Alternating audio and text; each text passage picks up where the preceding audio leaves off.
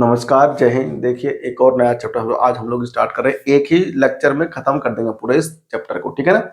ये जो हमारा चैप्टर वो 10th क्लास का साइंस का 14 चैप्टर है। नाम क्या है इसका? ऊर्जा के स्रोत, है ना। तो ऊर्जा का जो स्रोत है, सबसे पहले आपको पता होना चाहिए कि ऊर्जा एक्चुअल में होती क्या है।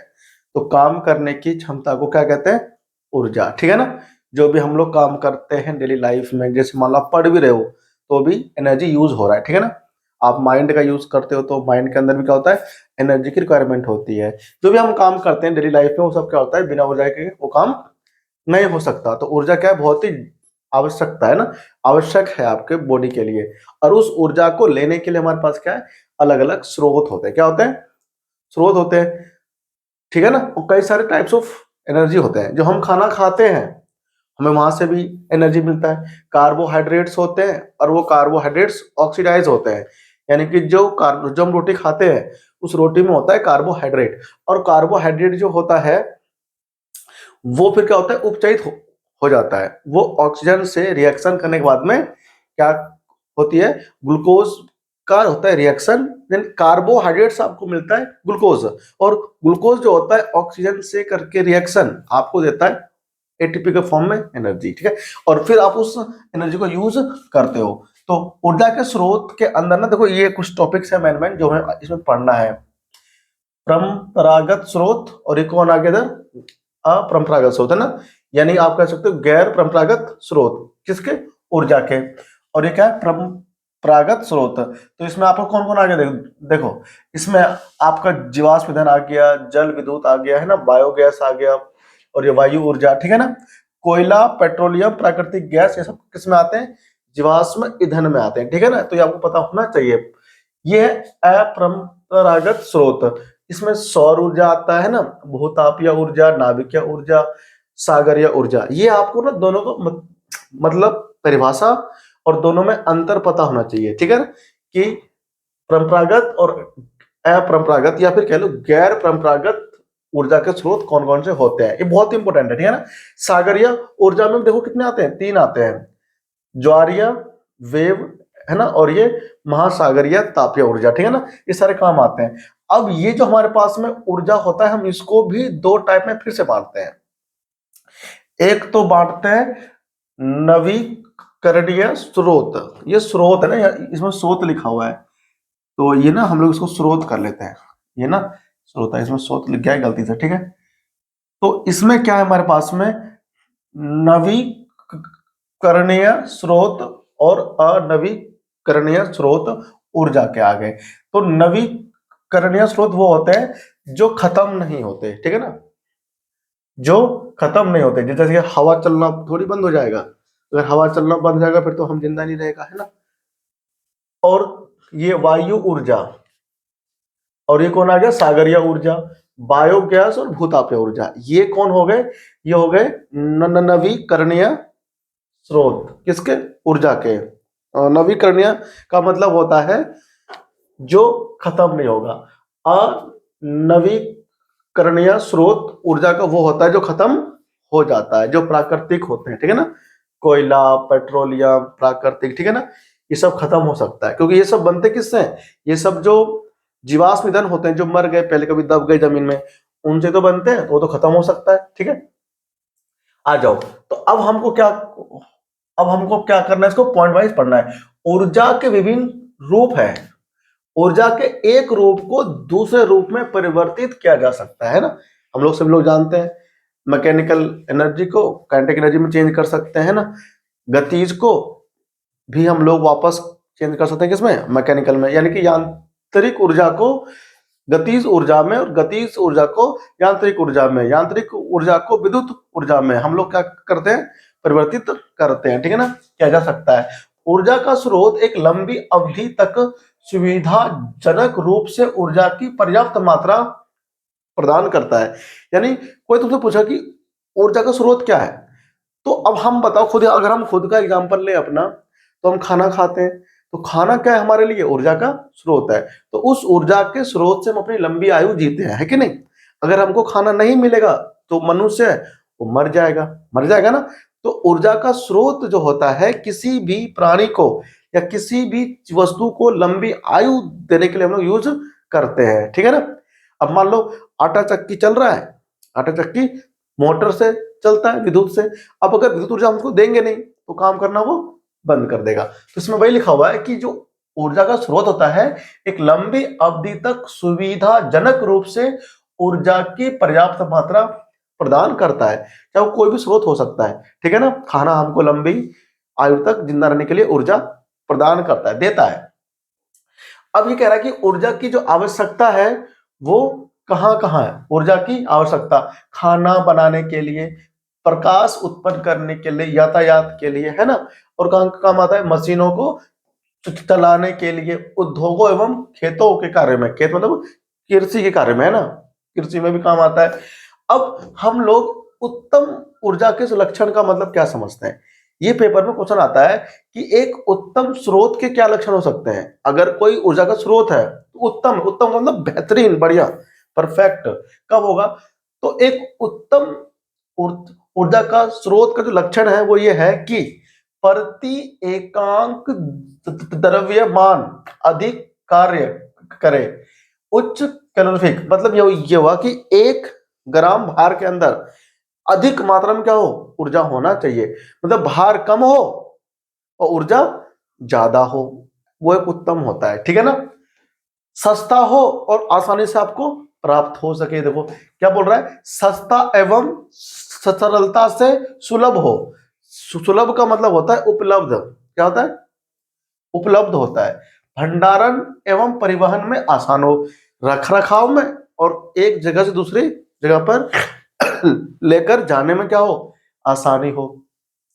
प्रयोग करने में आसान हो, सुरक्षित हो, मतलब उसको जब हम यूज करते हैं तो आसानी हो जाए, ठीक है ना।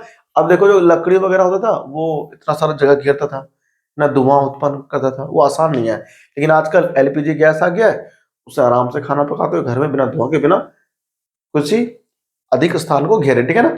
एक इतना बड़ा 14 किलो का सिलेंडर आता है, उसमें हम गैस भर के लाते हैं, है ना, और उसमें खाना बन जाता है, तो क्या आसान है। पर्यावरण को प्रदूषित ना करे, यानी कि धुआं वगैरह ना छोड़े, एक उत्तम ऊर्जा के स्रोत का ये लक्षण होने चाहिए, ठीक है ना। तो ये 5 लक्षण है, बड़े इंपॉर्टेंट है, पेपर में पूछ लेते हैं, ठीक है ना, कि आप किसी ऊर्जा के स्रोत को उत्तम लक्षण कब मानोगे। तो भैया ये 5 पॉइंट को पढ़ लेंगे, पता लग जाएगा। अब आता है ईंधन, फ्यूल क्या होता है। ईंधन तो सब लोग जानते हैं, हमको जो खाना खाते हैं ना वो हमारे लिए ईंधन है। पेट्रोल डालते हैं बाइक में, पेट्रोल ईंधन है। जो गैस जलता है वो ईंधन है, ठीक है। वो करता क्या है, वो आपको ऊर्जा देता है, वो आपको। तो ईंधन क्या होता है, वह पदार्थ जो जलने पर उष्मा व प्रकाश देता है। क्या होता है, उष्मा व प्रकाश देता है, ईंधन कहलाता है, ठीक है ना। देखो मोमबत्ती जलती है, प्रकाश भी मिलता है और उष्मा भी मिलता है, तो वो ईंधन है। मिट्टी का तेल, पेट्रोल, डीजल, गैस, एलपीजी ना, सब कुछ है क्या है, ईंधन है। ये सब जलते हैं और हमको प्रकाश और ऊर्जा देते हैं, ठीक है ना। ऊर्जा उष्मा के रूप में, प्रकाश भी ऊर्जा होता है। अब अच्छे ईंधन के गुण क्या होते हैं, जैसे कि वहां पर था क्या, उत्तम स्रोत का लक्षण, ऐसे ही यहां पर है एक अच्छा ईंधन कब माना जाएगा। उच्च कैलोरीफिक माप, यानी वही बात हो गया कि कम ईंधन में ज्यादा ऊर्जा प्राप्त हो, ठीक है ना, अच्छे से जल जाए और हमको जितना चाहिए ना अधिक से अधिक ऊर्जा वो हमको दे दे। अधिक धुआं या हानिकारक गैसें उत्पन्न ना करे, जले या हमको ऊर्जा दे तब उसके अंदर से धुआं नहीं निकलना चाहिए, ठीक है ना। और गैसें बहुत सारी होती है, कार्बन मोनोऑक्साइड गैस होती है ना, ये सारी गैसें उत्पन्न ना हो क्योंकि वो सारी गैसें हानिकारक होता है। मध्यम ज्वलन ताप होना चाहिए, यानी वो आराम आराम से जलना चाहिए। पेपर आता है, कागज, आग लगाया खत्म जल के 10 सेकंड के अंदर, है कि नहीं। उष्मा उससे मिलता है लेकिन तुरंत खत्म हो जाता है। लकड़ी जलता रहता है 1 घंटे तक, है कि नहीं। भाई इतना लंबा लकड़ी ले आओ, इतना बड़ा लकड़ी ले आओ और उसमें आग लगा दो, चलता रहेगा 1 घंटे तक, तो उससे उष्मा में ज्यादा मिलेगा। तो ये कह रहा है आराम आराम से जलना चाहिए, सस्ता होना चाहिए और आसानी से उपलब्ध होना चाहिए। ऐसा ना हो कि सस्ता तो है लेकिन मिल ही नहीं रहा, तो ऐसा ईंधन किस काम का। आसानी से जले, ऐसा नहीं कि नखरे करता हो, आग लगा दी पकड़ नहीं रहा है, ठीक है ना। तो आसानी से जलना भी चाहिए भंडारण व परिवहन में आसान होना चाहिए, ठीक है ना। ये क्या है इसका रीजन। अब देखो ऊर्जा के स्रोत हमारे पास हैं, तो ऊर्जा के हमारे पास दो स्रोत होते हैं, एक होता है पारंपरिक स्रोत और एक होता है वैकल्पिक या फिर गैर पारंपरिक स्रोत, किसके, ऊर्जा के, ठीक है ना। तो देखो ऊर्जा के जो पारंपरिक स्रोत है उसमें कौन आता है, जीवाश्म ईंधन आता है। अब जीवाश्म ईंधन का एग्जाम्पल पूछता है पेपर में, बहुत इंपॉर्टेंट है ये, कोयला होता है और पेट्रोलियम, ठीक है ना। ये जीवाश्म ईंधन इसलिए होते हैं क्योंकि जीवाश्मों से मिलकर बनते हैं।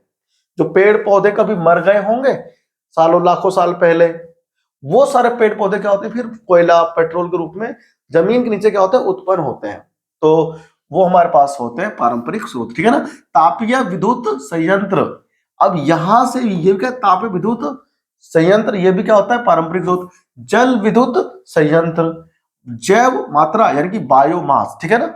और लास्ट में आता है पवन ऊर्जा, ये भी क्या है, ये सब है पारंपरिक स्रोत। इधर हमारे पास है गैर पारंपरिक स्रोत, सौर ऊर्जा, सौर कुकर या सौर पैनल छत पे लगे होते हैं ना, ये वही होते हैं सौर ऊर्जा। समुद्रों से ऊर्जा, ज्वारीय होता है, वेव होता है, महासागरीय, ठीक है ना, भूतापीय और नाभिकीय ऊर्जा, ये सब कौन होते हैं, गैर पारंपरिक। अब देखो ऊर्जा के पारंपरिक स्रोत क्या होते हैं, ऊर्जा के वे स्रोत जो जन साधारण द्वारा वर्षों से प्रयोग किए जाते हैं उसे हम लोग क्या बोलते हैं, पारंपरिक स्रोत कहलाते हैं, ठीक है ना। अगर तुम इसका पारंपरिक का मतलब भूल जाओ तो अपने घर की बातें याद रखना।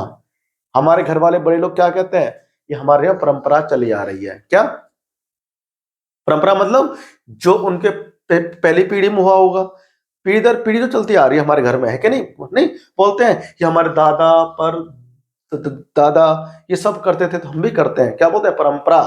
तो पारंपरिक ऊर्जा के स्रोत वो होते हैं जो वर्षों से चली आ रही है, ठीक है ना। लकड़ियों का यूज करना, कोयले का पहले से यूज हम लोग करते हैं ना, सिलेंडर हीटर ये तो अब आ गया है कि नहीं, कंडक्शन चूल्हा ये सब तो अब आ गया, पहले थोड़ी था, तो वो हो गए गैर परंपरागत। और अब हमारे पास क्या है परंपरागत। परंपरागत का होता है मतलब जो वर्षों से करते आ रहे हैं प्रयोग। देखो जीवाश्म ईंधन बायोमास, हम मेरे को याद है हमारे गांव में बायोमास था, ठीक है ना, गोबर घोल करके उसमें डालते थे, गोबर घोल से जलता था और वहां से उत्पन्न बनती थी और लाइट भी मिलती थी और खाना भी पकाते थे हम लोग। यानी वो क्या हो गया जीवाश्म ईंधन, वही जो आप लोग जानते हैं कोयला पेट्रोल, ठीक है ना, बायोमास। अब जीवाश्म ईंधन क्या होता है, बड़ा इंपॉर्टेंट है। तो जीवाश्मों से जो प्राप्त होता है ईंधन उसे हम बोलते हैं जीवाश्म ईंधन, समझ में आया। अब क्या होता है उदाहरण देखो, कोयला पेट्रोलियम और जीवाश्म ईंधन कहलाते हैं। लाखों वर्षों में उत्पादन, सीमित भंडारण और अनवीकरणीय स्रोत। भारत में विश्व का, देखो अब ध्यान रखना ये इंपॉर्टेंट है कि भारत वर्ष में विश्व का 6% कोयला भंडार है, जितना टोटल पूरी दुनिया में मिलता है कोयला उसका 6% कहां पर है, भारत में है, जो कि वर्तमान दर से खर्च करने पर अधिकतम 250 वर्षों तक बने रहेंगे। 250 वर्ष तक ही रह पाएगा, फिर खत्म हो जाएगा। फिर हम जिस रफ्तार से यूज कर रहे हैं ना कोयले को, खत्म हो जाएगा कोयला। हम ज्यादा इस्तेमाल करते हैं बिजली बनाने में, ठीक है ना, तो हम लोग कुछ आयात भी करते हैं विदेशों से, मंगाते भी हैं कोयला, और कुछ हमारे पास होता भी है। तो जीवाश्म ईंधन जलाने पर उत्पन्न प्रदूषण हानियां, जीवाश्म ईंधन अगर हम लोग करते हैं यूज तो वो धुआं छोड़ता है, कोयला कितना काला धुआं छोड़ता है नहीं, पेट्रोल भी धुआं छोड़ता है, तो इससे हमें प्रदूषण मिलता है ना। कौन सा, जीवाश्म ईंधन से, समझ आया तुम लोगों को। तो वो कौन कौन से हानि कारक गैस है वो हमको देखना है, ठीक है ना। तो जीवाश्म ईंधन के जलने से मुक्त कार्बन, नाइट्रोजन एवं सल्फर के ऑक्साइड वायु प्रदूषण और अम्ल वर्षा का क्या बनता है, कारण बनता है, जो कि जल एवं मृदा के संसाधनों को प्रभावित करता है। अम्लीय वर्षा होता है ना तो उसमें सल्फर डाइऑक्साइड गैस होता है हवा में, जो जलने से निकलता है टायर वगैरह, और वो क्या होता है फिर हवा में जो बरसात होती है तो पानी के साथ में करते हैं रिएक्शन, कौन, सल्फर डाइऑक्साइड गैस। तो सल्फर डाइऑक्साइड गैस रिएक्शन करके पानी के साथ में अम्ल बनकर नीचे गिरता है H2SO4 बन के, ठीक है ना, और फिर आपको खुजली वगैरह होती है, स्किन वगैरह पे दाग धब्बे पड़ते हैं। इसीलिए बोलते हैं पहली बार इसमें नहीं नहाना चाहिए क्योंकि इसमें अम्लीय वर्षा होता है। कार्बन डाइऑक्साइड ग्रीन हाउस प्रभाव को उत्पन्न करती है, जिससे कि धरती पर क्या होती है, अत्यधिक गर्मी हो जाती है। तो CO2 गैस वगैरह भी इनसे निकलता है। ठीक है, अब देखो जीवाश्म ईंधन से उत्पन्न प्रदूषण को कम करने के उपाय। अब जब जीवाश्म ईंधन यूज करते हैं उससे जो उत्पन्न होती है बहुत सारी क्या चीज प्रदूषण से, यह बहुत सारी हानिकारक गैस है, उन्हें हम कम कर सकते हैं। खत्म तो नहीं कर सकते लेकिन कम जरूर कर सकते हैं। दहन प्रोसेस की दक्षता में वृद्धि करके, यानी कि जो जो उसको यूज करने की ना जो प्रोसेस है, प्रक्रिया होती है, हम उसको और अधिक आसान बना सकते हैं। फॉर एग्जाम्पल अगर आप लकड़ी को चूरा करके चूल्हे में डालेंगे तो ज्यादा जलता है, अच्छे से धुआं कम करता है।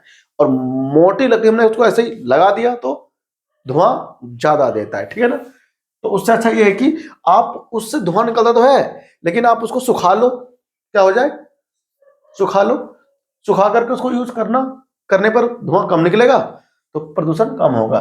ठीक है ना, विविध तकनीकों का प्रयोग कर दहन के फलस्वरूप उत्पन्न गैसों के वातावरण में जाने को कम करना। यहां पर एक शब्द लिखा हुआ है पलायन, इसका मतलब होता है जाना हवा में। ठीक है ना, उड़ना। तो जो गैस से निकल के जाएंगी उस गैस को पहले फिल्टर कर लो, पहले फिल्टर कर सकते हैं। उसकी जो हानिकारक वो है ना गैस है, हम उसे वायु में जाने से रोक सकते हैं। देखो जब आप 12th में जाओगे ना तो आपको ये पढ़ना है, हम लोग पढ़ते हैं कोलोइड, क्या पढ़ते हैं, कोलोइडी विलयन पढ़ते हैं। उसमें क्या होता है, अलग अलग गैसें मिक्स होती है, डस्ट पार्टिकल, ठीक है ना, धूल मिट्टी कण होते हैं। तो जो बड़े बड़े कारखाने होते हैं, चिमनियां होती है, उनके अंदर ना कुछ लेप लगा देते हैं। तो जो उन कारखानों से फैक्ट्री से धुआं निकलता है उसके अंदर की जो हानिकारक गैसें होती है ना, वो चिमनियां की जो परतें होती है अंदर की ओर, वो उसको अवशोषित कर लेती है, अपनी सतह पर बिठा लेती है। तो हम उसे वहां पर बोलते हैं अधिशोषण। तो अवशोषित भी करती है और अधिशोषण भी करता है। ठीक है ना, तो वो एक मेथड है, विधि है क्या क्या प्रदूषण कम करने का। ठीक है ना, जो फैक्ट्री से कारखानों से निकलता है, क्योंकि जो धुआं होता है ना वो कोलोइड होता है, क्या होता है, हाँ, तो उसके जो कण होते हैं उसको वो बिठा लेता है अपने अंदर, चिमनियां। ठीक है ना, फिर साफ धुआं हवा में जाता है तो प्रदूषण कम होता है। तो यहाँ पर वही कह रहा है कि हम जीवाश्म ईंधन का प्रयोग करके जो प्रदूषण करते हैं ना, उस प्रदूषण को हम लोग कम कर सकते हैं अलग अलग विधियों का प्रयोग करके। ठीक है ना, तो वही अपने जो अभी आपको ना दिया एग्जाम्पल, वो उसका था एग्जाम्पल, चिमनी वगैरह में यूज करते हैं हम लोग। देखो क्या बोलता है, तापीय विद्युत संयंत्र। अब तापीय विद्युत संयंत्र हमारे देश में अधिकतर जो बिजलियां पैदा होती है वो तापीय विद्युत संयंत्र से ही उत्पन्न होती है। कारखानों, सॉरी, यहाँ पर जहां बिजली बनती है वहां पर कोयला आता है, कोयला का पूरा पाउडर बना करके कोयला को दहन होता है। क्या होता है, दहन होने से क्या होता है, बहुत अधिक मात्रा में वो ऊर्जा उत्पन्न करता है। आग लगाते हैं और उस ऊर्जा का यूज करते हैं वो लोग पानी गर्म करने के लिए, पानी को वाष्पीकृत कर देते हैं और बहुत सारी मात्रा में भाप बनता है। क्या बनता है, और उस भाप का फिर यूज करते वो लोग किस लिए, प्रेशर बना करके टरबाइन को घुमाने के लिए। जब टरबाइन घूमेगा, जनरेटर में था ना, चुंबक के बीच में घूम रहा था, तो वहां पर भी चुंबक के बीच में घूमता है टरबाइन, बिजली उत्पन्न होता है, एसी, है ना। तो क्या होता है, उस उष्मा का प्रयोग करते हैं उस टरबाइन को घुमाने के लिए। ठीक है, फिर हमको क्या मिलता है, विद्युत ऊर्जा मिलता है। इसलिए नाम क्या है इसका नाम है तापीय विद्युत संयंत्र। और जो जल से पानी बनता है बोलते हैं, तो पानी जल से नहीं बनता है, जल गिरता है केवल किसके ऊपर, टरबाइन के पंखड़ी के ऊपर, तो घूमता है फिर टरबाइन। तो फिर टरबाइन घूमेगा मतलब वही दो चुंबक के बीच में आर्मेचर घूमेगा। ठीक है ना, तो हम बड़ी बड़ी फेरों वाली आर्मेचर लगा देते हैं, फिर वो घूमता है तो हमको क्या मिलता है, बिजली। क्या मिलता है हमको, तो वो होता है तापीय विद्युत संयंत्र, जो कोयले वगैरह का प्रयोग होता है और ताप उत्पन्न करके गैस बनाता है, स्टीम मतलब भाप बनाता है जल का। ठीक है ना, फिर उस भाप के अंदर क्या होता है, दाब होता है बहुत अधिक मात्रा में, उसको अधिक दाब से घुमाते हैं, किसको, टरबाइन को घुमाते हैं। तो क्या बोलता है, तापीय, तो जीवाश्म ईंधन को बर्न करके यानी कि दहन कर तापीय ऊर्जा घरों में ताप विद्युत उत्पन्न की जाती है। ठीक है ना, तो घरों में भी ताप आप लोग यूज करते हो, ठीक है ना। अब क्या बोलता है, तापीय विद्युत संयंत्र कोयले व तेल के क्षेत्रों के निकट स्थापित किए जाते हैं जिससे परिवहन पर होने वाले व्यय को कम कर सके। ठीक है ना, कोयले और पेट्रोलियम की अपेक्षा विद्युत संचरण अधिक दक्ष होता है, मतलब आसानी होती है, ठीक है ना। तो ये तापीय विद्युत संयंत्र होता है, ठीक है ना, बिजली बनाने के काम में भी आता है और हम लोग बहुत सारे जगह यूज भी करते हैं, ठीक है ना।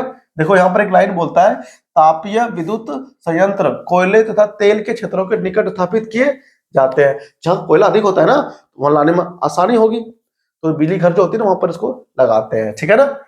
अब आ जाओ आगे, अब आता है जल विद्युत संयंत्र, जो आप जल से उत्पन्न करते हैं ये लोग, ठीक है ना, विद्युत ऊर्जा किससे, जल से उत्पन्न करते हैं। तो जल विद्युत संयंत्र गिरते हुए जल की स्थितिज ऊर्जा को विद्युत ऊर्जा में क्या करते हैं, रूपांतरित करते हैं। तो ना जो नदियां होती है उस पर डैम बनाते हैं, डैम, डैम का मतलब होता है कि वो ना जो होता है रिवर नदी, वहां पर ऊंची दीवार खड़ी कर देते हैं, पानी आगे जाने नहीं देते, उसे रोक देते हैं, उस दीवार के अंदर गेट बनाते हैं, गेट अलग अलग, ठीक है ना। ऊपर से जब पानी उधर आकर के इकट्ठा होगा तो पानी ऊंचाई पर जाएगा, तो जितना ऊंचाई पर पानी जाएगा उतना उसके अंदर स्थितिज ऊर्जा आएगी। तुम बताओ जितनी ऊंचाई से पानी घेरते हो उतने नीचे पानी का जो नीचे दाब होता है वो क्या होता है, अधिक होता है ना। तो ऊपर से पानी गिरेगा तो अधिक दाब से, तो पंखड़ी पर जब गिरेगा किसके, टरबाइन के, तो घूमेगा, कौन घूमेगा, टरबाइन घूमेगा, और टरबाइन घूमेगा तो विद्युत उत्पन्न होगा। तो वहां पर क्या लगा हुआ है, जनरेटर वाला सिस्टम लगा पड़ा है वहां पर, ठीक है ना। तो क्या होता है, जल विद्युत संयंत्र बांधों से संबंध है, बांध समझते हैं, बांध लगा बनाते हैं, वही डैम का जो काम है, क्योंकि जल प्रपातों की संख्या बहुत कम है, जल कम है ना हमारे पास में। भारत में ऊर्जा की मांग 25% की पूर्ति जल विद्युत संयंत्रों से की जाती है, ठीक है ना। कारण कि जो विद्युत होता है हम लोग इंडिया में दो तीन टाइप से क्या करते हैं, बनाते हैं, उत्पन्न करते हैं। जल विद्युत से करते हैं ना, बांध बनी होती नदियों पर, दूसरा कोयले से करते हैं, सौर ऊर्जा से भी होता है। तो 25% जो होता है वो हम लोग जल विद्युत संयंत्रों से क्या करते हैं, ऊर्जा की मांग को पूरी करते हैं, ठीक है ना। अब उधर लाभ क्या होता है, जो जल वाले का जो लाभ है वो बहुत है, जल गिर रहा है कोई प्रदूषण नहीं हो रहा है, कोई प्रदूषण नहीं हो रहा, बताओ ऊर्जा मिल रहा है और कोई प्रदूषण भी नहीं हो रहा है, तो पर्यावरण को कोई हानि नहीं पहुंचाती। फायदा यह है किससे, जल विद्युत संयंत्र से। जल विद्युत ऊर्जा एक क्या है, नवीकरणीय ऊर्जा स्रोत है, ठीक है ना। बांधों के निर्माण से बाढ़ रोकना व सिंचाई करना सुलभ हो जाता है। भाई जो नदियां होती है उसके चारों तरफ खेत भी तो होते हैं, तो जब वहां पर पानी को रोकते हैं बांध से, तो पानी इकट्ठा होता है, आगे जाता नहीं है, हम उसको नहरों के माध्यम से कहां पर भेज सकते हैं, अलग अलग खेतों तक, समझ में आया। तो वहां पर ये लाभ मिलता है बांध बनाने का, लेकिन नुकसान भी होता है, क्या है, ये जो बाढ़ वगैरह आ जाते हैं, क्यों आ जाते हैं, इसलिए तो आते हैं, पानी रोक के रखते हैं, फिर पानी एकदम से बरसात में भर जाता है, तो सारा डैम खोल देते हैं, फिर वो सारे गेट। अब जब एक साथ इतना पानी छोड़ते हैं तो भैया आगे बाढ़ आ जाता है, एक साथ इतना पानी आएगा तो कैसे रोक पाएगा उसको, है ना। या फिर मान लो जहां पर बांध ने पानी रोक के रखा है, वो अगर मान लो बांध टूट गया दुर्भाग्यवश, तो वहां के जो आसपास गांव होते हैं तो सब ले डूबते हैं ना, तो उसका नुकसान भी है। तो ये वही कहना चाह रहा है, हानियां भी है इसका। हानियां क्या है कि बांध के निर्माण से कृषि योग्य भूमि व मानव आवास डूबने के वजह से नष्ट हो जाते हैं, ठीक है ना। पारिस्थितिक तंत्र नष्ट हो जाते हैं, ठीक है ना। और क्या इसके अंदर, पेड़ पौधे वनस्पति का जल में डूबने से अवायवीय परिस्थितियों में सड़ने से मीथेन गैस का उत्पन्न होता है, जो कि ग्रीन हाउस गैस है, ठीक है ना। तो ये आपको ध्यान रखना है। अब आता है विस्थापित लोगों के संतोषजनक पुनर्वास की समस्या। भाई जहां पर ये बना रहे हैं हम लोग जल संयंत्र बांध के ऊपर, तो वहां से कुछ लोगों को हटाना भी तो पड़ता है, जब उसको हटाएंगे तो उसको वापस करके भेजेंगे ना, तो वापस भेजने में बड़ी दिक्कतें आती है, उसी को हम लोग बोलते हैं पुनर्वास की समस्या, ठीक है ना। अब बढ़ो आगे, देखो ये हमारे पास क्या है, पूरा हमारे पास जल विद्युत संयंत्र का पूरा एक चित्र है, ठीक है। तो ये हमारे पास क्या है, ये पावर लाइन है, इधर हमारे पास क्या है, पानी इकट्ठा है बहुत सारा, पानी इकट्ठा है बहुत सारा, बांध बना रखा है, ठीक है ना। देखो इतना बड़ा बांध है ये, इस बांध में बहुत सारा पानी है, यहाँ पर गेट लगा दिया, गेट। अब यहां से पानी एकदम तेजी से छोड़ते हैं खोल करके, और यहाँ पानी बहुत होगा, तो यहाँ पर जब थोड़ा सा गेट को खोलेंगे तो यहाँ से पानी आएगा, तो पानी की स्पीड बहुत होगी। जब पानी की स्पीड होगी तो ये क्या है, टरबाइन। क्या है ये घूमेगा, टरबाइन घूमेगा। तो देखो ये यहाँ चुंबक होते हैं दो लगे हुए, और इसमें क्या होते हैं, आर्मेचर। जब अब ये घूमेगा तो आर्मेचर घूमेगा दो चुंबकीय क्षेत्र के बीच में। तो जो प्रोसेस, जो सिद्धांत जनरेटर का होता है, वही सिद्धांत यहाँ पर होता है। तो यहां से क्या होगी, बिजली उत्पन्न हो जाएगी, और हम फिर हम उसको आगे, भाई यहां से बताओ एसी बना ना, तो एसी जो धारा होती है वो तो दूर तक हम उसको क्या पर, हाँ, भेज सकते हैं, स्थानांतरित कर सकते हैं, है कि नहीं। तो क्या हुआ, ये हमारे पास क्या होता है, विद्युत जल विद्युत संयंत्र। ठीक है ना, समझ में आया। अब पेपर में आएगा तो आराम से लिख दोगे ना कि अब भाई रिवर होता है, नदियां होती है, बांध बनाते हैं, वहां से पानी आता है, पानी क्या करता है, टरबाइन को घुमाता है, टरबाइन घूमेगा तो उसके अंदर क्या होता है, जनरेटर होता है, उसकी आर्मेचर घूमती है, और क्या होती है, विद्युत उत्पन्न होती है, और फिर हम उस विद्युत को बड़े बड़े खंभे के माध्यम से तार लगा करके शहरों तक पहुंचाते हैं। ठीक है ना, तो ये होता हमारा विद्युत जल संयंत्र। यहां से पानी आता तो रिवर में से, ये नदी में से ही है, ये वापस नदी में ही निकल जाती है आगे आराम आराम से, है ना। देखो इधर पानी बहुत सारा है, इधर पानी कम जा रहा है, ठीक है ना, तब क्या बन रहा है, विद्युत बन रहा है। अब आ जाओ आगे, ऊर्जा के पारंपरिक स्रोतों के उपयोग के लिए प्रौद्योगिकी में सुधार। ठीक है ना, अब प्रौद्योगिकी मतलब कि ये होता है टेक्नोलॉजी के अंदर हम लोग किस का यूज करते हैं। ठीक है ना, देखो जैव बायोमास क्या होता है, कृषि व जंतु अपशिष्ट होते हैं ना, उनके गोबर होता है, उन्हें ईंधन के रूप में हम लोग उपयोग करते हैं।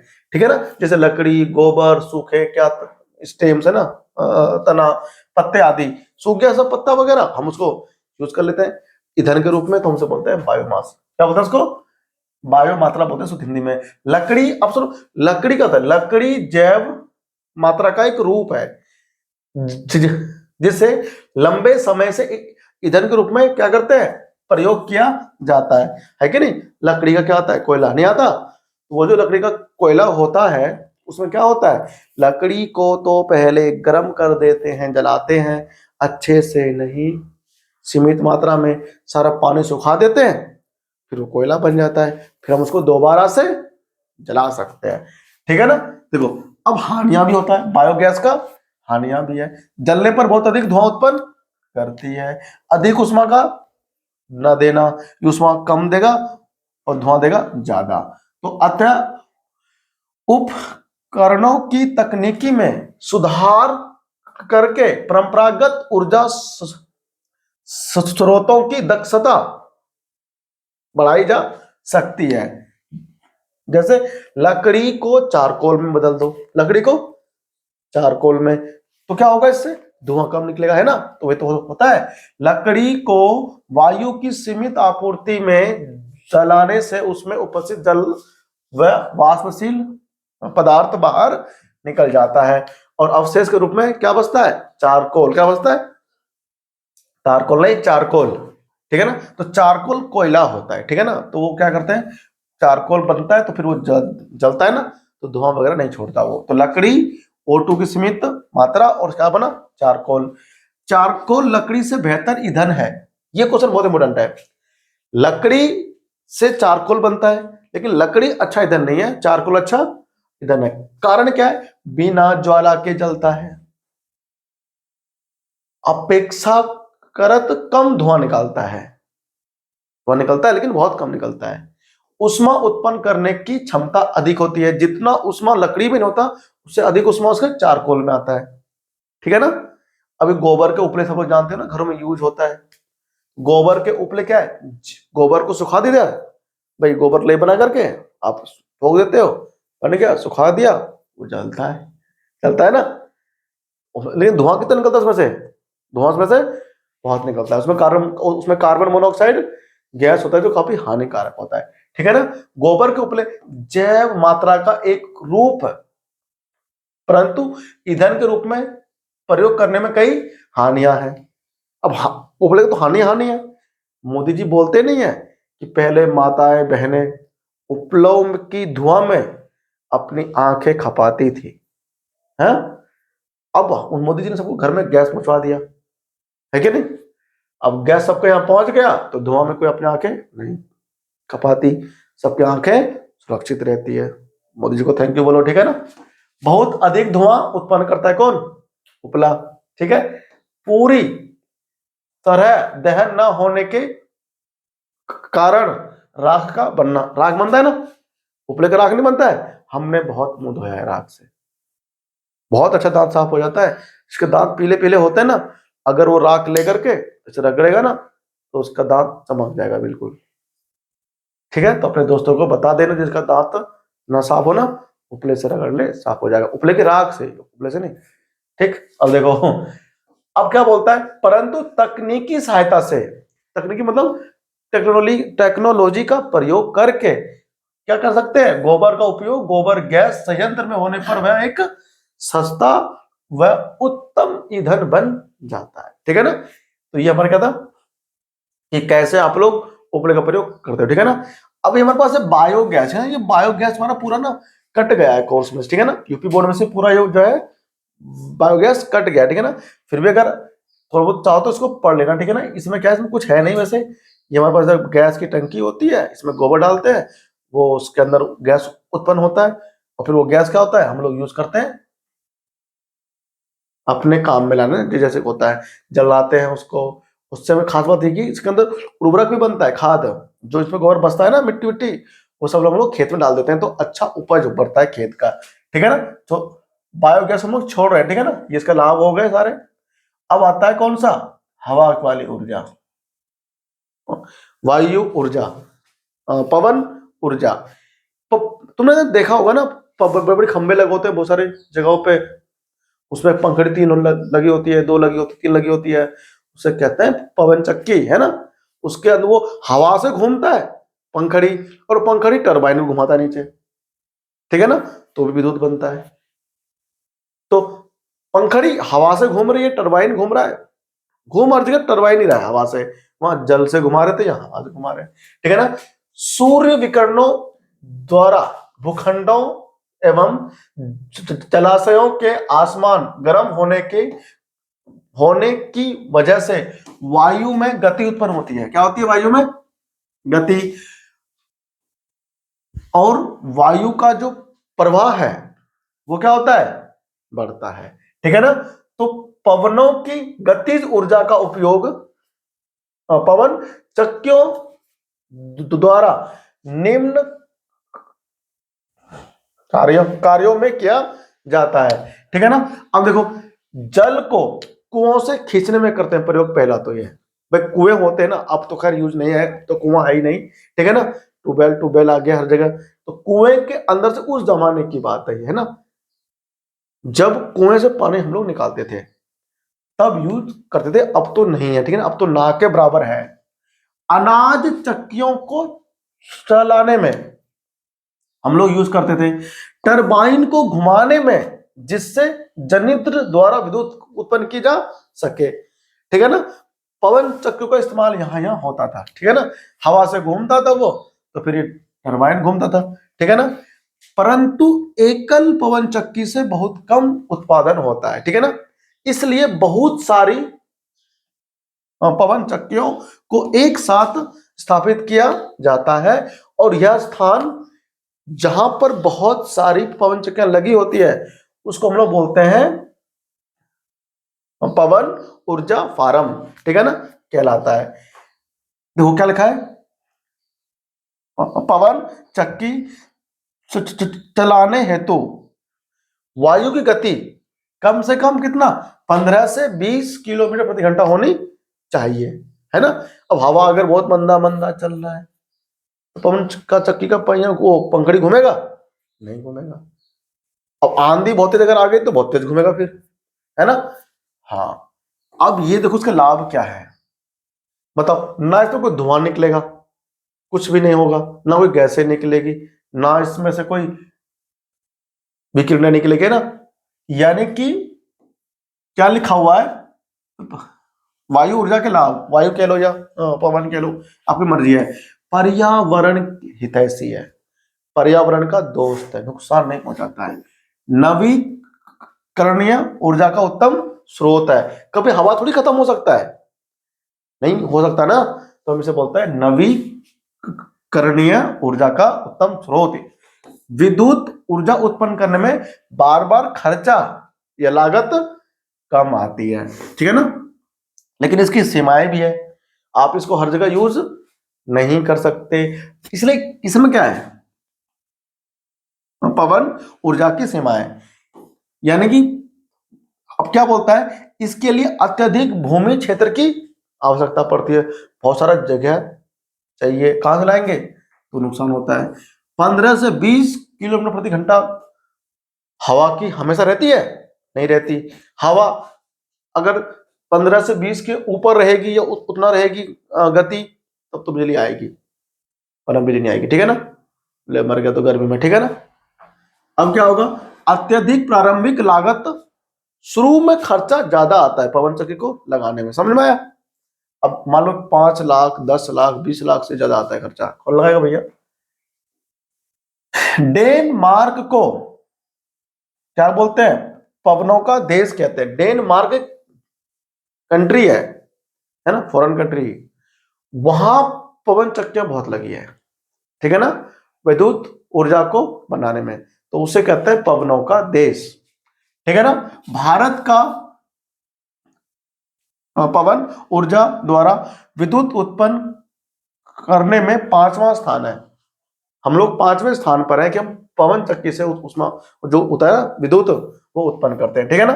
अब देखो ये आपको यहां पर दे रखा है, कहां पर है, तमिलनाडु में कन्याकुमारी के निकट भारत का विशालतम क्या है, पवन ऊर्जा फार्म स्थापित किया गया है, जो 380 मेगावाट विद्युत उत्पन्न करता है। कितना करता है, 380 मेगावाट, ठीक है ना। अब इसमें आता है गैर परंपरागत ऊर्जा स्रोत, ठीक है ना। तो प्रौद्योगिकी में उन्नति के साथ ही ऊर्जा की मांग में दिन प्रतिदिन क्या हो रही है, वृद्धि हो रही है। पहले ऊर्जा कम चाहिए था, अब ऊर्जा ज्यादा चाहिए, जनसंख्या बढ़ गया, टेक्नोलॉजी बढ़ गई है ना, अलग अलग कारखाने बढ़ गए, तो उनको ऊर्जा भी ज्यादा चाहिए, तो वैकल्पिक स्रोतों की आवश्यकता पड़ती है। अब सुनो क्यों पड़ती है, जीवाश्म ईंधन तो सीमित मात्रा में उपलब्ध है कि नहीं है, वर्तमान दर से अगर हम लोग उसको खर्च करते रहेंगे तो वो खत्म हो जाएगा बहुत जल्दी, इसलिए हमको क्या गैर परंपरागत चाहिए, ठीक है। जीवाश्म ईंधनों पर निर्भरता को कम करना, हमें क्या करना है, कम करना है, जिससे कि वे लंबे समय तक चल सके, पर्यावरण को प्रदूषण से बचाना है, क्या करना है, बचाना है, ठीक है ना, तो भी हमें करना है। तो हम लोग पहले बढ़ते हैं सौर ऊर्जा की तरफ, कहां बढ़ते हैं, ठीक है ना। आजकल गवर्नमेंट जो है लोगों को लाभ भी दे रही है कि भाई हमसे पैसा लो, सौर ऊर्जा लगाओ, ठीक है ना, उससे क्या होगा, घर में बिजली रहेगी, धूप से रहेगी, है ना, तो क्या होगा, उससे होगा ये कि जो जीवाश्म ईंधन है वो उपयोग नहीं होगा। सूर्य ऊर्जा का एक प्रमुख स्रोत है, सूर्य से प्राप्त ऊर्जा को सौर ऊर्जा कहते हैं, ठीक है ना। सौर स्थिरांक होता है देखो 1.4 किलो जूल पर सेकेंड पर मीटर स्क्वायर, या इसको बोल दो 1.4 किलोवाट पर मीटर स्क्वायर, ठीक है ना। पृथ्वी के सतह पर प्रति वर्ग मीटर क्षेत्रफल पर 1 सेकंड में आने वाली सौर ऊर्जा को सौर स्थिरांक कहते हैं, ठीक है ना। तो सौर स्थिरांक क्या होता है कि भाई 1 सेकंड में 1 वर्ग मीटर क्षेत्रफल पर कितना आकर के, इतना 1.4 किलोवाट पर मीटर स्क्वायर आकर पड़ता है, क्या चीज, ऊर्जा, उसको लोग बोलते हैं ऊर्जा स्थिरांक, क्या बोलते हैं उसको, तो सौर स्थिरांक, आप ना ध्यान रखना, ऊर्जा स्थिरांक नहीं, सौर स्थिरांक, ठीक है ना। सौर ऊर्जा की युक्तियां कौन कौन सी, देखो सौर कुकर, क्या है क्या इसमें, सौर कुकर, सौर जल तापक, सौर सेल, तो इस तीनों में से हमें केवल सौर कुकर पढ़ना है यहां पर अपने कोर्स में, ठीक है ना। सौर ऊर्जा को ऊष्मा के रूप में एकत्रित करके उपयोग करना जो होता है ना, वो सौर कुकर में होता है या सौर तापक में, ठीक है ना, दोनों में होता है। सौर तापक युक्तियों में क्या क्या होता है, आ जाओ, तो सौर तापक होता है, सौर कुकर भी कहते हैं, ठीक है ना, उसमें लगे होते हैं दर्पण, काला, अच्छा पहले लोग ना ये भी करते थे कि जैसे मान लो 2 बोतल है कांच की, है कि नहीं, एक पर कर दो सफेद पेंट, एक पर कर दो ब्लैक पेंट, तो ब्लैक पेंट जो होता है ज्यादा उष्मा खींचता है, तो पानी को अंदर गर्म रखता है, ठीक है ना। अवशोषित करता है अधिक उष्मा कौन, ब्लैक। सफेद कम करता है, ठीक है ना, तो इसलिए काला पेंट हम उसे करते थे। तो यहां पर ये लिखा हुआ है कि काला पृष्ठ अधिक उष्मा अवशोषित करता है, अतः इन युक्तियों में क्या होता है, ब्लैक रंग का प्रयोग किया जाता है। सूर्य की किरणों को फोकसित करने के लिए दर्पण या फिर कांच का शीट का प्रयोग किया जाता है, जिससे क्या होता है, पौधा घर प्रभाव उत्पन्न हो जाता है, ठीक है ना, उच्च ताप उत्पन्न होता है उससे, ठीक है ना।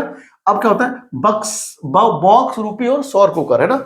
सौर कुकर बहुत इंपॉर्टेंट है, इसमें जो दर्पण यूज होता है वो समतल होता है, ठीक है ना। उष्मा रोधी पदार्थ का बक्सा लेकर, जैसे लकड़ी हो गया, तो लकड़ी में उष्मा क्या होता है, रोधी होता है ना, या फिर प्लास्टिक का हो गया बक्सा, ऐसा लेकर आंतरिक धरातल व दीवारों पर क्या करते हैं, काला पेंट करते हैं।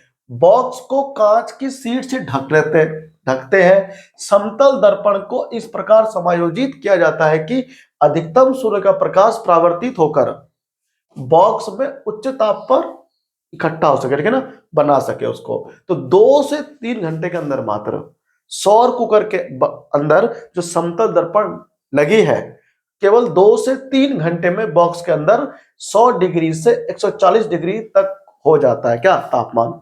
और आपका जो खाना होता है वो सौर कुकर में गर्म रहता है, ठीक है ना। तो सौर कुकर का जो सिद्धांत है वो ये है कि समतल दर्पण को लगा देते हैं, और समतल दर्पण जो होता है, प्रकाश जो आती है सूर्य की उसको एक जगह पर फोकसित करता है, ठीक है ना। जिससे क्या होता है, एक ही स्थान पर सूर्य का प्रकाश पड़ने से जो होता है उसके अंदर 2 से 3 घंटे के अंदर जो उसका तापमान है वो बढ़ करके 100 डिग्री से 140 तक हो जाता है, ठीक है ना। 100 डिग्री पर तो पानी उबलने लगता है, ठीक है। और हम इसका यूज करते हैं किस लिए, खाना वगैरह को गर्म रखने के लिए, ठीक है ना। तो बक्से को अंदर से पेंट करते हैं, ब्लैक पेंट करते हैं, क्यों, ताकि वो अधिक ऊर्जा को अवशोषित कर सके, सूर्य की ऊर्जा को, ठीक है ना। ब्लैक जो होता है वो ऊर्जा अधिक करता है अवशोषित, ठीक है ना।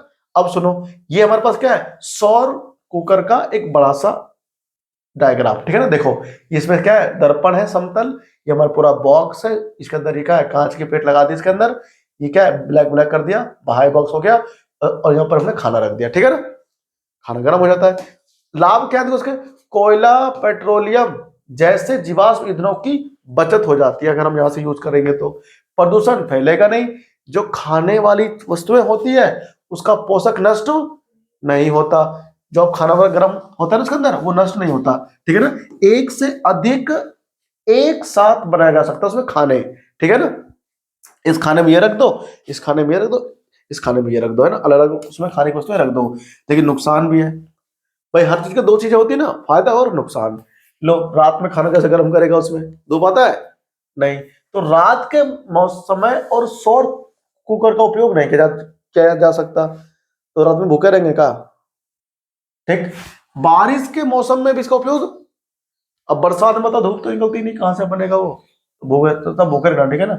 सूर्य के प्रकाश का निरंतर समायोजन करना आवश्यक है, हमेशा धूप आता रहे, ठीक है ना, ताकि यह उसके दर्पण पर सीधा पड़ना चाहिए, है ना। अगर सूर्य का प्रकाश आकर के पड़ेगा नहीं सीधा तो क्या होगा, वो फोकस होगा नहीं उसमें, सनलाइट उसमें जाएगा नहीं, तो उसमें बनेगा नहीं। क्या लिखा है ना, तलने व बेकिंग हेतु उपयोग नहीं कर सकते। अब आपको मान लो पकोड़े तलना है, तो सौर कुकर में तल थोड़ी पाओगे तुम, उसमें कोई वो थोड़ी है उसके अंदर तेल की गर्म होके उबलेगा, है ना, वो तो प्लास्टिक की लकड़ी की बनी होगी, उसमें कहाँ उबलेगा तेल, है? पकोड़े नहीं तल पाएंगे इसमें, ठीक है ना। तो पकोड़े वाले लोग इसका इस्तेमाल कर ही नहीं पाएगा, आए बड़े पकोड़े खाने हैं, ठीक है ना। तो सौर सेल आता है, सौर सेल जो होता है ऊर्जा को सीधे विद्युत में क्या करता है, रूपांतरित करता है। सौर सेल नहीं आता है, लगा देते हैं छत पे, 0.5 से 1 वोल्ट तक आपको देता है, लगभग 0.7 वाट जो शक्ति होती है वो उत्पन्न कर सकता है, कौन, सौर सेल। जब विद्युत अधिक संख्या में, जब बहुत अधिक संख्या में सौर सेलों को संयोजित करते हैं तो यह व्यवस्था सौर पैनल कहलाती है, क्या होती है, उसमें अलग अलग सौर सेल होते हैं, छोटे छोटे, बहुत सारे सौर सेल को जोड़ करके सौर पैनल बनता है, ठीक है ना। फिर वो हमें अधिक मात्रा में क्या होती है, विद्युत देती है। ये आ गया सोलर पैनल क्या होता है। देखो लाभ भी है, नुकसान भी है, हानियां भी है।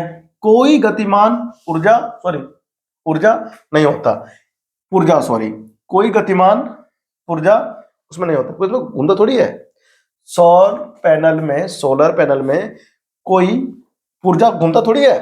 प्रकाश आया, उसमें इलेक्ट्रॉन पड़ता है, उसमें इलेक्ट्रॉन होते हैं ना, धातु लगे होते हैं उसके अंदर, धातु में से इलेक्ट्रॉन बाहर निकलता है, घूमता है और विद्युत उसमें बनता है, ठीक है ना।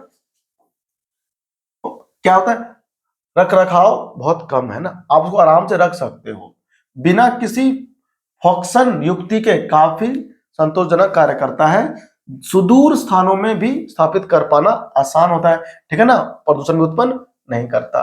नुकसान क्या है, उत्पादन की प्रक्रिया महंगी है, इतना महंगा आता है ना सौर पैनल, 10 से 12 हजार रुपए का आता है एक।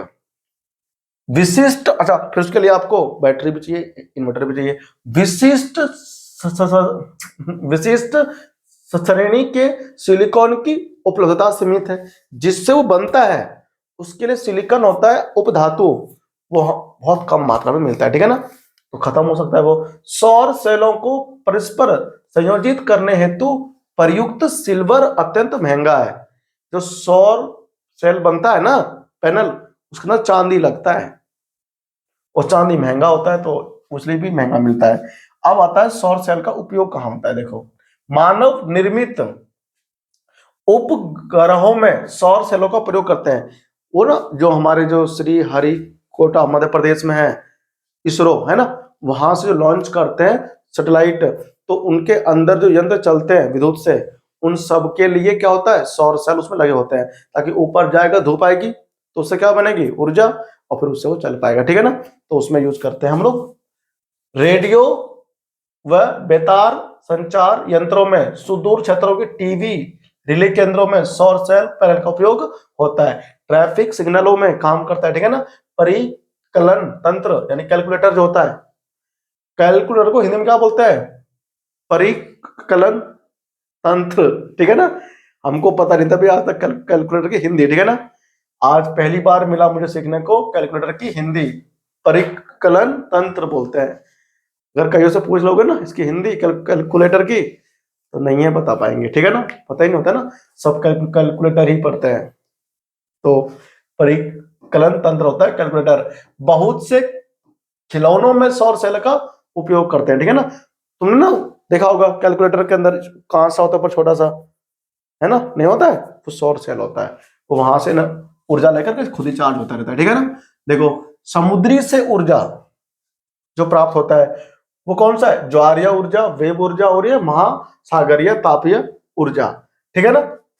ज्वार भाटा में जल के स्तर के ऊपर चढ़ता है और फिर नीचे आता है, तो उससे क्या होती है, ऊर्जा प्राप्त होती है, उसे हम क्या क्या बोलते हैं, ज्वारीय ऊर्जा। क्या बोलते हैं उसको हम लोग, ज्वारीय ऊर्जा। तो ज्वारीय ऊर्जा का दोहन सागर के किसी संकीर्ण क्षेत्र पर बांध का निर्माण करके किया जाता है, ठीक है ना। समुद्र तट के निकट विशाल जो वेव होती है ना, उसकी जो गतिज ऊर्जा होती है ना, उसका प्रयोग हम लोग क्या करते हैं, विद्युत ऊर्जा उत्पन्न करने के लिए करते हैं, ठीक है ना। और कहता है वेव ऊर्जा से किसको, टरबाइन को घुमाकर विद्युत उत्पन्न करने के लिए उपयोग करते हैं, ठीक है ना। अभी महासागरीय तापीय ऊर्जा, भाई नीचे जमीन में भूताप का मतलब होता है जमीन के अंदर उष्मा उत्पन्न हो गया, ताप, उसकी वजह से ताप में अंतर का उपयोग क्या होता है, पृष्ठ जल, गहराई जल में ताप का अंतर होता है, ऊपर ठंडा होता है नीचे गर्म होता है। सागरीय तापीय ऊर्जा रूपांतरण है ना, विद्युत संयंत्र, आपको याद रखना है, ओशियन थर्मल, क्या लिखा है, एनर्जी कन्वर्जन, ठीक है ना। इसका फुल फॉर्म होता है ना, इसका आपको दिया होगा तुम्हारे एनसीईआरटी में, देना क्या क्या इसका फुल फॉर्म क्या है, तो क्या इसका, ocean thermal energy conversion plant, इसका फुल फॉर्म लिखा ना, बहुत बार ना पूछ लेता है वो, जो क्या होता है, ऊर्जा को परिवर्तित करता है। अब देखो ऊपर का जल जो तप्त होता है अमोनिया वगैरह को उबालने में काम आता है, ठीक है ना, तो ये वहां पर काम आता है। और इसका उपयोग भी हम लोग क्या करते हैं, टरबाइन को घुमा करके विद्युत उत्पन्न करने काम में हम इसको भी लेकर के आते हैं, ठीक है ना। अब देखो हानियां सबका है, ठीक है ना, बांध बनाना पड़ता है इसके लिए, इसके अंदर संभव ही नहीं है इतना, ठीक है ना, वेब उत्पन्न नहीं हो पाता है इतना। इसके अंदर क्या होता है, दक्षतापूर्ण दोहन अत्यंत कठिन होता है। अब भूतापीय ऊर्जा क्या होता है, भू का अर्थ है धरती, है ना, और ताप का अर्थ होता है उष्मा। तो धरती के अंदर जो उष्मा होता है उसको हम लोग बोलते हैं भूतापीय ऊर्जा, ठीक है ना। पृथ्वी के तप्त स्थानों पर भूगर्भ में उपस्थित उष्मीय ऊर्जा को क्या बोलते हैं, भूतापीय ऊर्जा कहते हैं, ठीक है ना। जब भूमिगत जल तप्त स्थलों के संपर्क में आता है तो भाप उत्पन्न हो जाती है, ये बहुत इंपॉर्टेंट है। क्या होता है, भूमिगत जल, जो पानी ना, सब लोग जानते हैं पानी है, जमीन में पानी है और यहां से ऊपर से उसको तापमान बहुत मिल रहा है, तो अत्यधिक तप्त होने की वजह से क्या होता है, वाष्प उत्पन्न हो जाता है कहाँ, भूमि के अंदर। जब यह भाप चट्टानों के बीच में फंस जाती है तो इसका दाब बढ़ता है।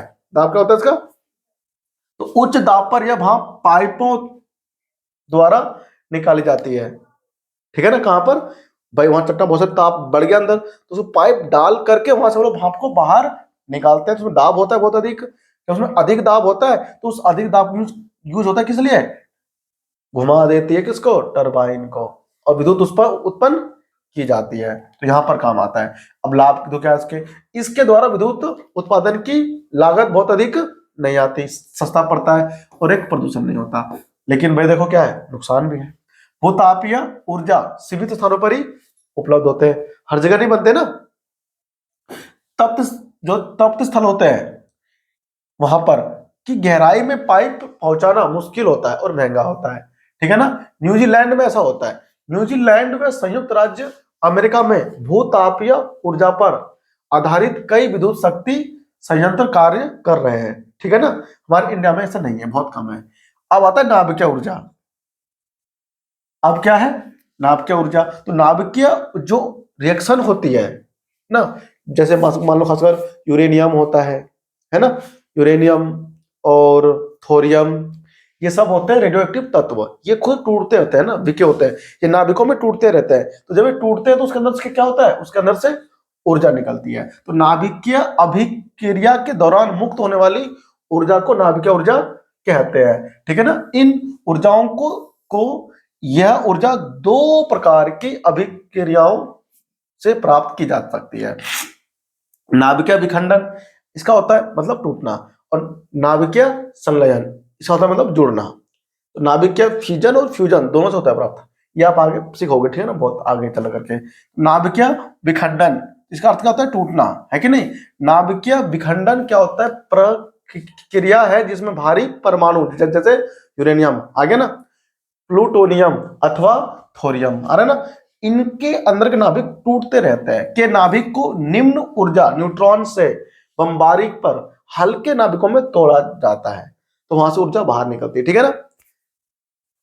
इस प्रक्रिया में विशाल मात्रा में ऊर्जा मुक्त होती है। यूरेनियम देखो 235 का प्रयोग जो होता है ना, वो कहां पर होती है, छड़ों के रूप में, नाभिकीय संयंत्रों में ईंधन के रूप में काम करता है, ठीक है ना, कौन, यूरेनियम। अब देखो इसमें कार्य कैसे करता है भाई, यहां पर ना जो ये जो हमारे पास में नाभिकीय ऊर्जा है, वहां पर लोग ऐसे खुले में नहीं पहुंचते, पूरा पैक होकर के अंदर जाते हैं, क्योंकि उसकी जो रेडिएशन होती है ना, वो उसे कैंसर पैदा कर देगी, उसको ना बर्न कर देगा, दहन हो जाएगा उसका, ठीक है ना। तो वहां पर अच्छे से काम करते हैं। देखो नाभिकीय संयंत्रों में नाभिकीय ईंधन स्वपोषी विखंडन श्रृंखला अभिक्रिया का एक भाग होता है, ठीक है ना, जिसमें क्या होता है, जिसमें नियंत्रित दर पर ऊर्जा मुक्त होती है। इस मुक्त ऊर्जा का उपयोग भाप को बनाकर विद्युत उत्पन्न करने में करते हैं, ठीक है ना। अब तो कौन इधर, अब नाभिकीय विद्युत जो होता है हमारे पास संयंत्र कहां कहां पर है, महाराष्ट्र में है, राजस्थान में है, तमिलनाडु में है, उत्तर प्रदेश में कहां पर है, नरोरा, है ना, नरोरा में है, ये गुजरात में, और कहां पर है, कर्नाटक में है। फिर आता है कौन, नाभिकीय संलयन, यहां पर दो हल्के को जोड़ते हैं, ठीक है, जोड़कर एक भारी नाभिक बनाते हैं, ठीक है। तो H12 है ना, दोनों को जोड़ दिया, क्या बन गया, हीलियम-2 3 बन गया, है क्या नहीं, एक न्यूट्रॉन और ये उसमें बाहर निकलता है। तो इसको हम लोग बोलते हैं नाभिकीय संलयन। तो नाभिकीय संलयन हेतु क्या होता है, अत्यधिक ताप व दाब की आवश्यकता होती है। सूर्य अन्य तारों की विशाल ऊर्जा का स्रोत जो होता है वो इसी में होता है, ठीक है ना। हाइड्रोजन बम भी नाभिकीय संलयन अभिक्रिया पर आधारित होता है, ठीक है ना। एच बम होता है ना, हाइड्रोजन बम, वो इन्हीं से बनाते हैं, एच परमाणु को जोड़ जोड़ करके नाभिकों को, ठीक है ना, फिर बनता है। अब लाभ क्या है, नाभिकीय ईंधन की अल्प मात्रा के विखंडन से ऊर्जा की अत्यधिक मात्रा मुक्त होती है, CO2 गैस नहीं निकलती वहां से, ठीक है ना। अब इसका नुकसान भी है, देखो नाभिकीय विद्युत शक्ति संयंत्रों के प्रतिस्थापन की अत्यधिक लागत आ जाती है ना। नाभिकीय विकिरण के रिसाव का डर रहता है बना हुआ, अगर वो जो विकिरण अगर लग गया हमारी बॉडी पे तो कैंसर करने के लिए काफी रहता है, ठीक है ना। अब क्या बोलता है, नाभिकीय अपशिष्टों के समुचित भंडारण व निपटारा न होने की अवस्था में पर्यावरण प्रदूषित होने का खतरा बना रहता है, ठीक है ना। यूरेनियम की सीमित उपलब्धता है, ये सारे नाभिकीय जो ऊर्जा होते हैं ना, ये रेडियो एक्टिव एलिमेंट तत्व होता है, ठीक है ना, उनसे बनाता है, यूरेनियम, थोरियम, ठीक है ना, प्लेटोनियम, है ना, ये सब के सब क्या होते हैं, तत्व सीमित मात्रा में होते हैं। पर्यावरण विषयक सरोकार। अब देखो इसमें कुछ बात इसमें और भी है, किसी भी प्रकार की ऊर्जा का अधिक प्रयोग करने से क्या होता है, वातावरण पर बुरा प्रभाव पड़ता है। अतः हमें ऐसे ऊर्जा स्रोत का ध्यान रखना चाहिए जिससे क्या हो, ऊर्जा प्राप्त करने में आसानी हो, सस्ता हो, प्रदूषण ना होता हो, ठीक है ना। ऊर्जा स्रोत से ऊर्जा प्राप्त करने की उपलब्ध प्रौद्योगिकी की दक्षता हो। दूसरे शब्दों में ऊर्जा का कोई भी स्रोत पूर्णतः प्रदूषण मुक्त नहीं होता है, हर किसी स्रोत से प्रदूषण होता है, लेकिन हमारी कोशिश यह होनी चाहिए कि प्रदूषण बहुत कम से कम हो, ऐसे स्रोत को हमें यूज करना चाहिए।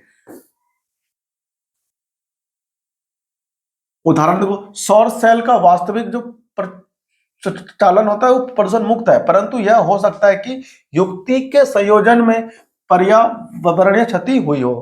भाई सौर सेल होता है, उस जो हमें ऊर्जा देगा तब तो प्रदूषण नहीं होता है, लेकिन जो बनता है तब पेड़ काटे गए होंगे, है ना, सिलिकॉन बनाया गया होगा, जो वहां का जो इन्वायरमेंट है उसको नुकसान हुआ होगा, ठीक है ना। ऊर्जा के स्रोत आप सब लोग जानते ही हो, है कि नहीं, कौन कौन से है, नवीकरणीय स्रोत और नवीकरणीय स्रोत हमारे पास में है। तो वे स्रोत जो किसी न किसी दिन समाप्त हो जाएंगे, वो कौन होंगे, अनवीकरणीय स्रोत होंगे, ठीक है ना, जो समाप्त तो हो जाएंगे। जीवाश्म ईंधन हो गया, कोयला हो गया, है ना, पेट्रोलियम हो गया, ये कौन है, नवीकरणीय स्रोत है ना, नवीकरणीय स्रोत है। इसमें क्या है, ऊर्जा के वे स्रोत जिनका हम लोग रिसाइकल कर सकते हैं, उनको फिर से बना सकते हैं, ये लंबे समय तक समाप्त नहीं होते, जैसे कि जल ऊर्जा, ये पवन ऊर्जा, है ना, ये सब क्या होते हैं, ये होते हैं नवीकरणीय स्रोत, ठीक है ना, और ये होते हैं अनवीकरणीय स्रोत, ठीक है ना। तो ये हमारे क्या हुआ, खत्म हो गया पूरा चैप्टर ऊर्जा का स्रोत, पूरे एक क्लास में, ठीक है ना, पूरा 1 घंटे में चैप्टर जो है चैप्टर पूरा फिनिश हो गया है ना, 1 घंटे में पूरा खत्म चैप्टर, ठीक है ना।